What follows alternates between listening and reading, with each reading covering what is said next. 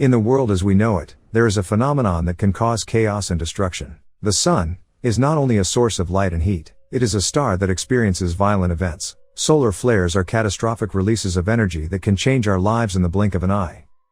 These flares, like giant explosions on the sun, can paralyze the technology we depend on so much. But that's not all. They can wreak havoc on power grids, and confined spacecraft can be destroyed in an instant.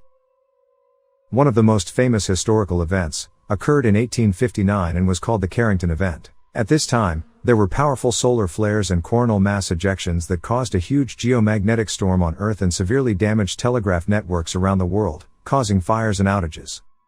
In 1989, there was another famous solar flare that caused a massive outage of the electrical power system. This flare caused a geomagnetic storm, resulting in power outages for several million people in Canada.